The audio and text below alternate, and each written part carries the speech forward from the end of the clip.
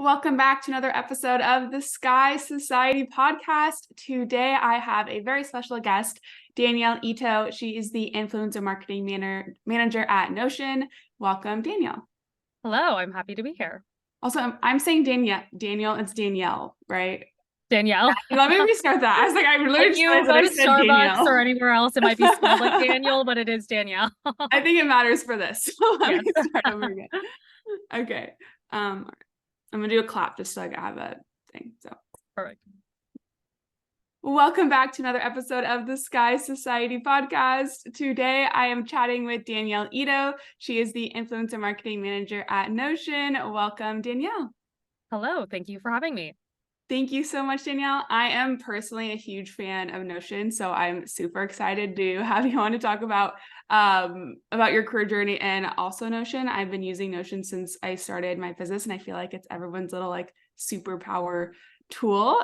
So excited to get into your career journey of how you got there. But before we jump in and all of that, can you tell me a little bit about who you are and what you do? Yes. Well, you introed me already, but I am the influencer marketing manager at Notion. We are a small but mighty team of two here focusing on influencer marketing.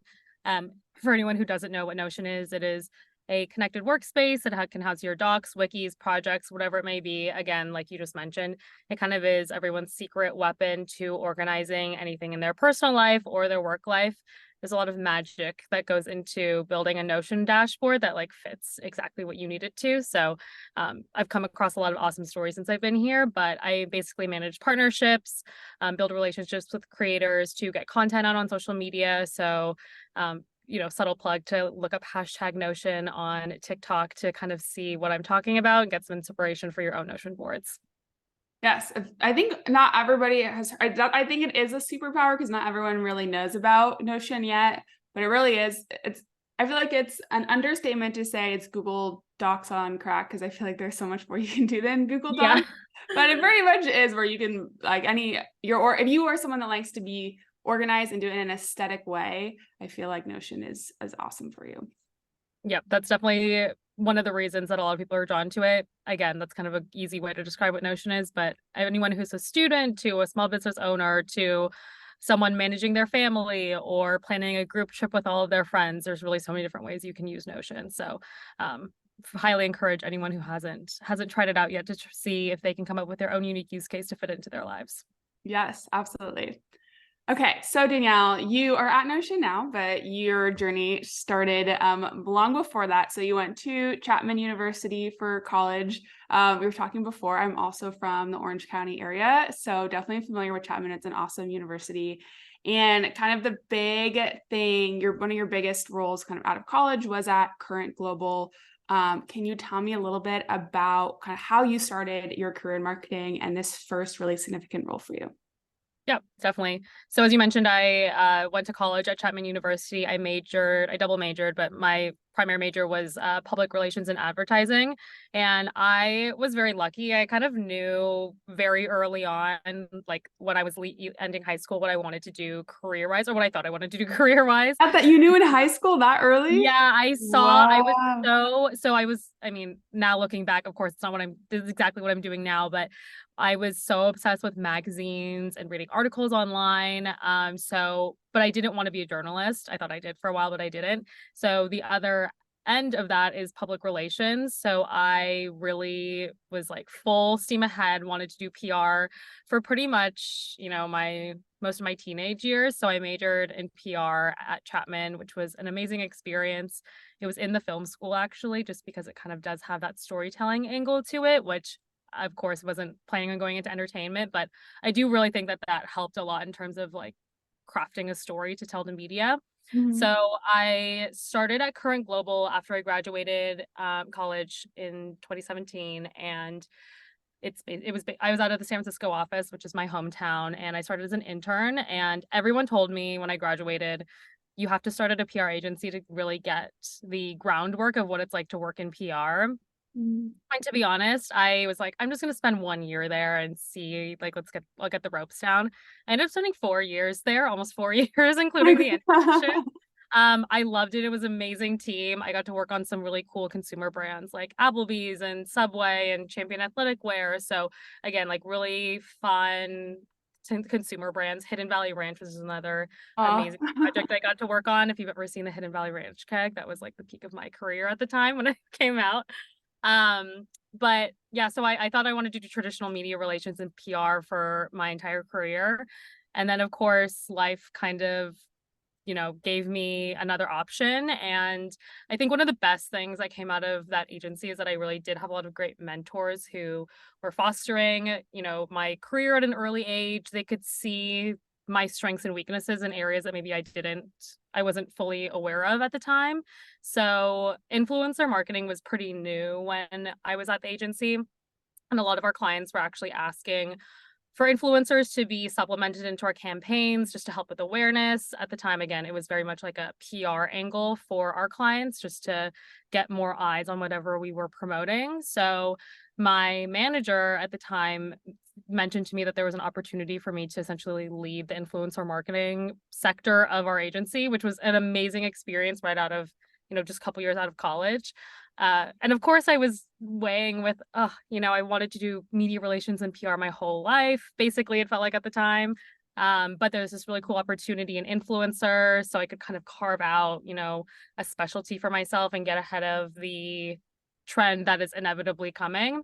So I ended up pivoting to influencer marketing at the agency, which was awesome because, again, as I mentioned, it was a pretty new practice at the time. So there were a lot of hurdles in terms of contracting and legalities that hadn't really been worked out yet and brands were really not familiar with, but it really was foundational to, where I am today, and also was a really awesome opportunity and learning lesson that, you should be seeking out advice from your mentors because you might have your blinders on and not see other opportunities that could be actually perfect for you. that is such a great point. And especially when you're on a path, like, okay, this is what I want. And there's this new thing. And I've interviewed guests, even way back where social media was the new thing. That was kind of like, oh, maybe I could kind of pivot and do this thing that seems risky. But like you said, it's a chance to specialize or a chance to give yourself an advantage over a trend. So I think if you are in a role right now and you have an opportunity to, do something that's different than what you had originally thought, to kind of take off those blinders and have an open perspective that it's okay if you don't follow you had your path out since Totally. high school, so And it's also okay at that point, it was probably good that I was trying something new, right? Because then I probably would have yeah. never done that. But yeah, I know it can be scary to feel like you're putting all your eggs in one basket, especially for something that is new and not fully defined yet, not a quote unquote reliable position to be in yet, but it definitely worked out now considering how much influencer has grown in the last 5-6 years. So definitely encourage you to take that risk as long as it feels right to you. If it doesn't feel right in your gut, don't do it. But of course, if you do feel like it's right, I encourage you to take the jump. Yeah, and I'll say influencer marketing also is where I started in my marketing career too, and it was definitely a lot newer, and so it's changed so much over time. So I'm also excited to hear kind of maybe how influence marketing has changed with you as you've been working on it throughout your career from Current Global to now at Notion. So Definitely. we will get into that in a little bit. So you were at Current Global, you were on this, doing PR for a while, and then kind of made this little pivot over to get some more influencer marketing experience. Can you tell me then about your switch over to Madison Reed, why you made that switch, and what your role there looked like? Yep. So actually, funny enough, my manager who originally had told me or encouraged me to pivot to influencer was the same manager who brought me over to Madison Reed, which is kind of a funny story. Again, I finding those mentors at the agency was really so valuable. And again, just having these relationships throughout my career have been super beneficial and, probably the highlight of my career as well. So I was always wanting to go brand side. I was very comfortable with the agency. I think there's a lot of pros and cons, but kind of being at the beck and call of a client all the time was getting tiring. So I wanted to see what the other side looked like. So I had the opportunity to join Madison Reed, and it was a little bit different than what I was doing at Current. It was a social media manager role, so I was actually managing social media accounts. So again, just another slight pivot. Again, very very similar to what I was doing before, but just a little bit different. But Madison Reed is a startup, so of course I had my hands in other things as well, like helping manage our PR agency. We had a huge influencer program, so again, helping with influencers as well. So it allowed me to kind of see all three facets come together on the brand side, which was a great experience. I learned a lot. Madison Reed, for anyone who isn't familiar, is a hair color company. I have never colored my hair before, so it was even just enlightening to learn all of the things that go into hair color and just the beauty world in general. So again, a really fun, creative experience. Learned a lot about cross-functional relationships. I learned a lot about acquisition as well. Again, influencer at my PR agency was very awareness driven, very PR, supporting our PR campaigns.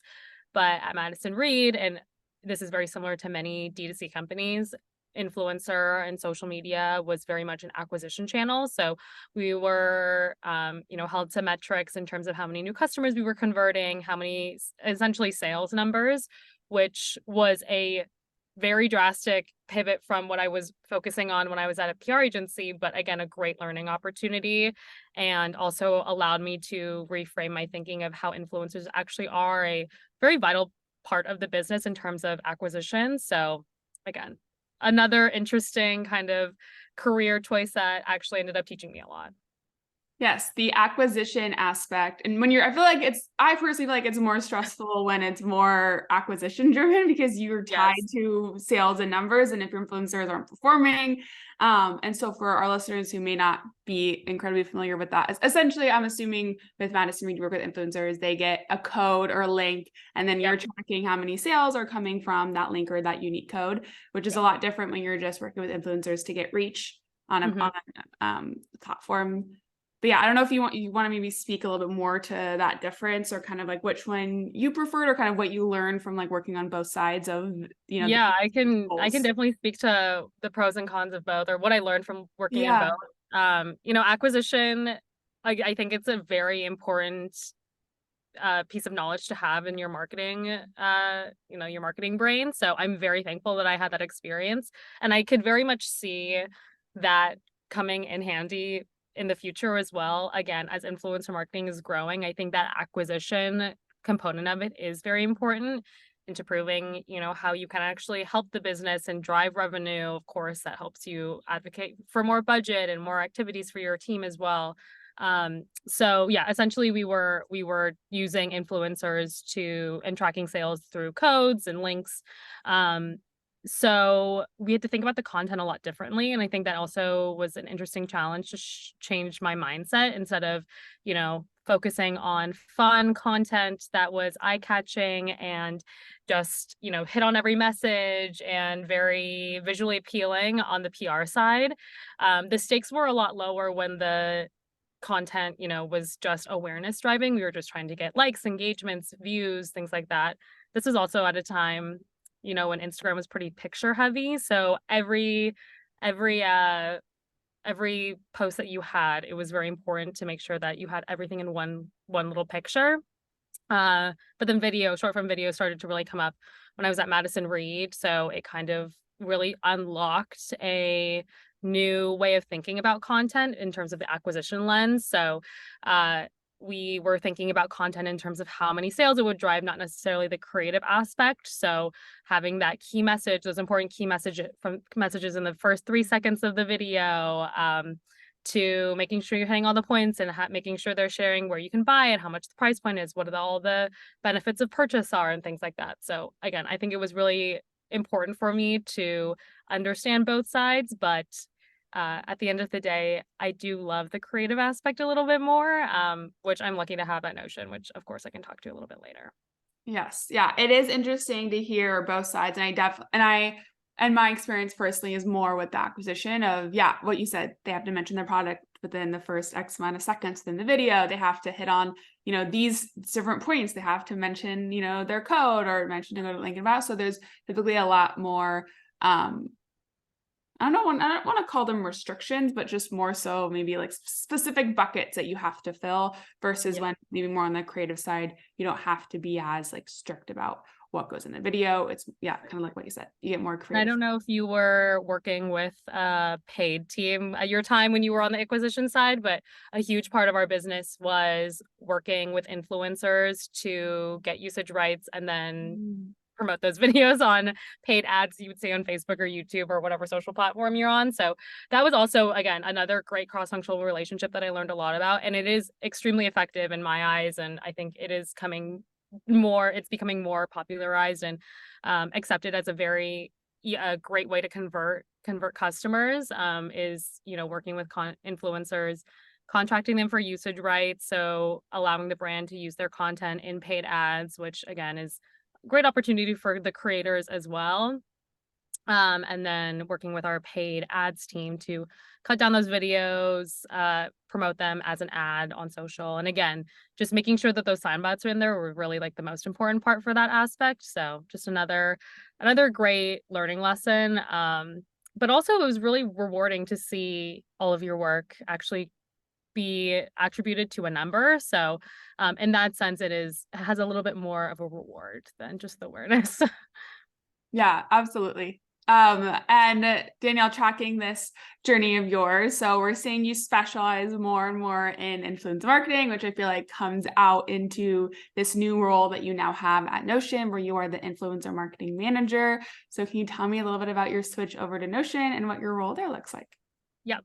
So at this time I'd moved to New York. I was looking for a new role and I stumbled across Notion. And at the time I wasn't a Notion expert by any means. I'd seen it on my social media, and I'm sure, yourself, you probably discovered it that way as well, just seeing all of the beautiful Notion workspaces. So the role came across my page, and it kind of really did feel like fate. So I was really drawn to Notion because people are just incredible here. The product is amazing, and the influencer work is so versatile that I could kind of step back into that creative space again in terms of creating content with influencers. So right now we work with a breadth of influencers across every industry. I mean, it's amazing to see how many creators utilize Notion in different ways, whether they're running a small business, or they're a student tracking their notes, or again, they're a mommy blogger who's using Notion to track their grocery lists.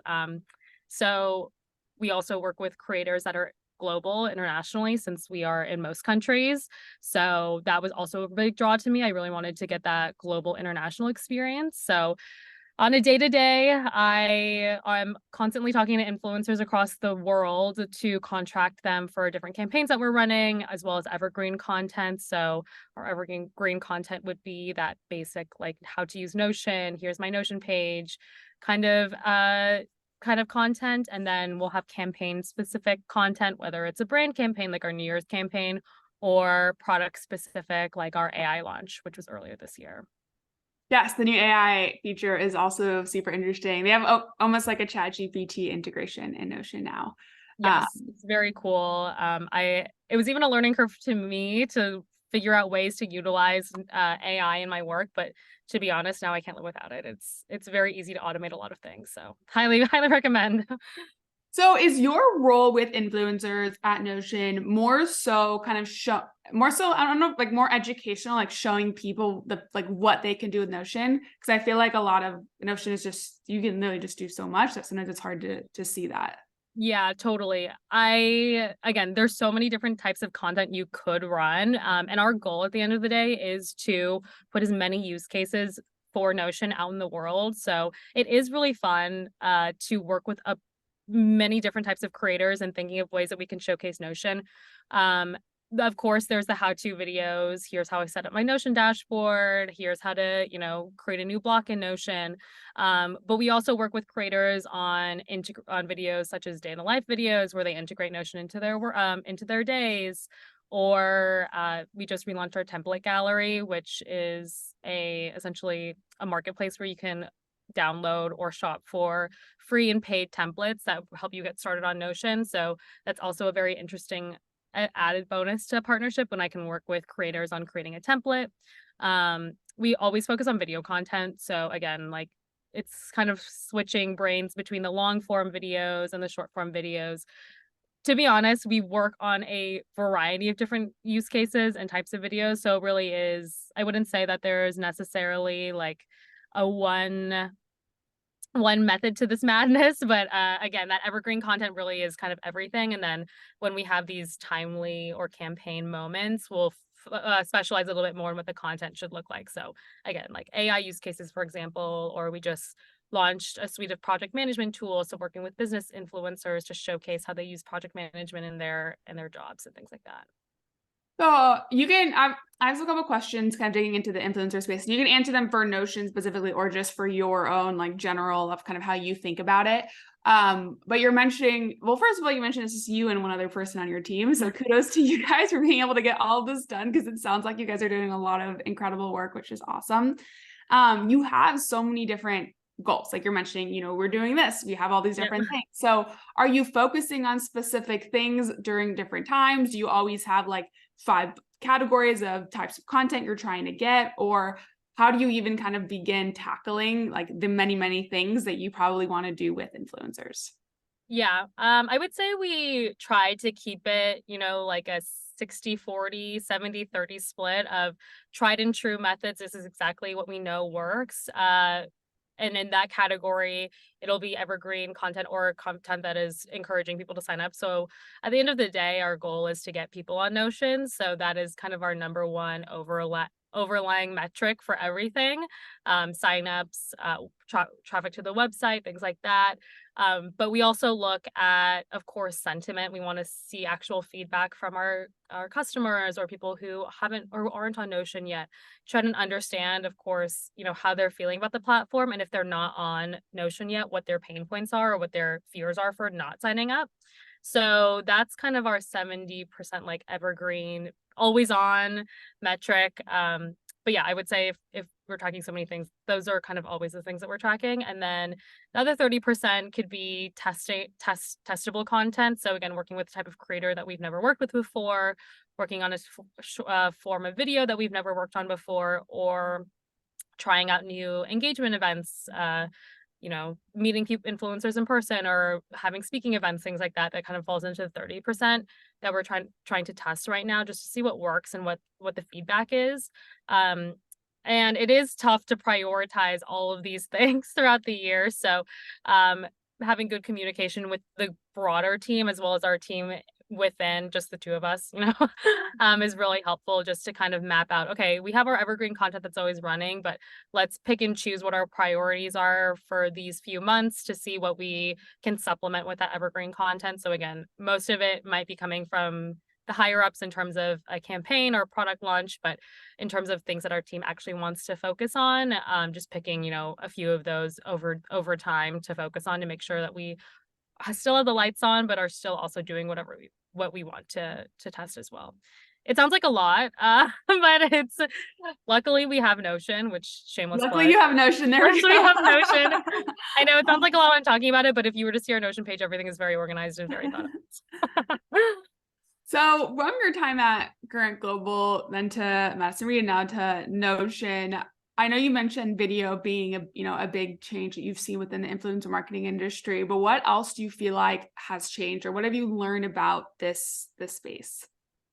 Yeah, that's a great question. Of course, yeah, as I mentioned, video content really is necessary these days. We basically don't run any static content on Instagram. And of course, with the rise of TikTok, it makes sense that video is so popular. I would say another key learning that I've had this year is that don't underestimate LinkedIn or newsletters. We of course have a B2B angle at Notion, which I love. Again, we can kind of work with any creator, but we do work with a number of business creators, and LinkedIn has skyrocketed over the last year, I would say. If you work in SaaS marketing, do not underestimate LinkedIn. I think especially right now, it's a very active platform for people who are looking to connect with other people, find new opportunities, or also just learn more about the space that they're in. So we have done a lot of work on LinkedIn that has been very successful. Also worked with a number of newsletter creators, which, I read a number of newsletters, but I never really thought about incorporating that into my influencer work until recently. So we've also seen a lot of great success from newsletters. I think it's because of that personal connection that people have with, opening an email from a creator, so many times a week or whatever that may be. They're actually investing time into reading and keeping up with this person and what they have to say. So definitely have learned that that's another great vehicle to not underestimate. And then finally, I think something that I'm really focusing on right now, and I know a lot of people in the industry are, is really just making sure that you're creating those individual, meaningful relationships with the creators that you work with. That is, I think the most valuable thing you can have, most valuable asset you can have as an influencer marketing team is just having strong relationships with creators. So, they're more loyal to your brand, or you can have that two-way conversation with them to make sure that the content is the most authentic to them that it can possibly be, but also receiving feedback on, how they would like the partnership to run, or even product feedback and things like that. So that two-way relationship is definitely something that we focus a lot on here and are definitely going to continue investing in as well. I love how you mentioned not to just, I feel like everyone, if you ask anyone what the trend is, they're all going to tell you it's video. And so I love how you mentioned that there are other places that I think even maybe the fact that everyone is so focused on video makes these other opportunities a little bit, I don't like, kind of like, yeah, maybe like little hidden gems, because everyone's, yeah, video, TikTok, like that's where the money is. That's where everybody is. But you're absolutely right. Like LinkedIn is a huge one. Sky Society has grown immensely from LinkedIn. Totally. Newsletters, like you said, also a really big one. And I'm sure for depending on what company you work in, what space you work in, there's going to be these other types of channels where your consumers are active on and engaging with. So not to just have that tunnel vision for TikTok and for video, I think is so important. Totally. And I think having tunnel vision is probably the most, debilitating thing you could have in an influencer marketing program. Another thing that's changed a lot since when I first started is, we're lucky that we are very lenient with our creators and we ask them to really lead the content because they know their audience the best. Back 5-6 years ago, I think there was a lot of fear over what influencers could potentially say. So there were very strict guidelines on, have to hit these key messages, say these words. But now that, knowing what we know about influencers and having these strong relationships with creators, we are able to kind of get rid of that tunnel vision and say, hey, you are the expert in your audience here. We want to work with you because we love your content and we want it to be the most authentic to what you create. So, having that two-way conversation of course, we want to work with you on video content, but we're also showing up. Are you doing a meetup? Are you hosting an event? Would love to also see where else you're interacting with your audience or other creators and work with you on that as well. Again, just giving them the ability to share feedback on what they want to work with with us as well has really been valuable. And that probably goes into you building those meaningful relationships where the creator really feels valued in that partnership and not just like it's a transaction. Yep, totally. And we're very lucky at Notion to have a suite of very enthusiastic, loyal creators. So that's just been a really amazing thing to see as well. So now that you've been in the influencer space for a while, is there anything that you are excited about in your industry or in your role? Yes, that's a great question. I think, the creator economy and influencer is always changing. I think there was a lot of talk this year about the influencing, which, of course, I don't really think influencer marketing is coming to an end. I think it really is just starting up. The influencer marketing industry grows exponentially every year. So I definitely don't think it's something that brands should be shying away from. But yeah, I'm excited to really just lean into creators who, again, are creating these really authentic relationships with their community. Working with creators on ways that aren't just a 30-second clip in the middle of their video, actually maybe integrating it into their lives or into a full video. I think there's so many different ways that you can create a partnership these days. I don't know if, I mean, Threads, we haven't quite jumped on yet since it just came out. But again, just adapting and experimenting with all these new platforms and ways for creators to reach their audiences, I think is really awesome. One thing that we're really leaning into right now, and I'm excited to keep working on, is working with UGC creators. So we partner with a company called Kale that allows us to work with smaller micro UGC influencers to just create content for us. And it's really been awesome to just get a lot of videos up on TikTok to talk about Notion, their different use cases. So again, I think there's the way that we partner with creators is growing so much that it's really awesome to see all these new opportunities come up, and I'm excited to continue experimenting. I love how you see all the different, like the ways that the influencer space can grow, because I absolutely agree. And you're right. There was this phase where it was like everyone's an influencer, so no one's an influencer, and influence marketing is dead, like blah, blah, blah. But you're so right. It is absolutely not. It's just growing and evolving. And the way that we work with influencers is changing. And yeah, UGC has been a huge one that I've also seen growing a lot. So that I feel like leaves a lot of space for you to grow in your role. And it's always fun when the space that you're working in is changing, because and there's always new things for you to learn and new things for you to try, and I feel like that makes you a lot more engaged in your role. Totally. And Notion is in a really lucky position as well. We're a platform that can be used by both creators who run their content schedules or their businesses on Notion, but also influencer marketing teams use Notion to track their briefs and use it as a CRM and things like that. So really excited to be in this position as the industry is changing so much too. Something that we're hoping to focus on a lot this year is just bringing more transparency to the influencer industry through events or opportunities to bring both sides of the industry together and just talk about, better ways to work together. And I think because the industry is changing so much, it's a really great opportunity for, both sides of the influencer industry to start listening to each other and learning from each other, just create stronger relationships and partnerships, because those will, unfortunately, of course, we're thinking about conversion, right? Those will lead to the most successful partnerships at the end of the day. Yeah, I feel like there's still a craving for authenticity. Consumers still want these, I think everyone has their kind of ad blockers when they're on social media. So the more authentic and genuine that relationship is, like in the end, that content is going to perform a lot better. Totally. One other thing I would love to hear, Danielle, is for women that are looking to get into the space, they're really interested in influencer marketing. What are some skills they can work on building, or what do you recommend that they do to break into the industry? Yeah, that's another great question. Going back to the early days of my career, again, I was kind of anti-agency at the very beginning, but I really do think that one of the best things that I did at the beginning of my career was intern at a agency. And, these days there are so many social media, PR, influencer agencies out there that you can kind of get your feet wet at. And across different industries as well, to just see what you're interested in. I mean, I've worked in everything from consumer, I've touched healthcare, hair color, restaurants, hospitality, to now a SaaS company. So I think the best thing I did for my career at the very beginning was intern at a lot of different agencies to try and see what I was most interested in. And through that, I really made a lot of great relationships. And also, don't be afraid to just, LinkedIn message someone. As I said, LinkedIn is a very hot place right now. So feel free to message me if you want. I think really just making connections with people in the industry that you're looking to get into can be really valuable to learn from them.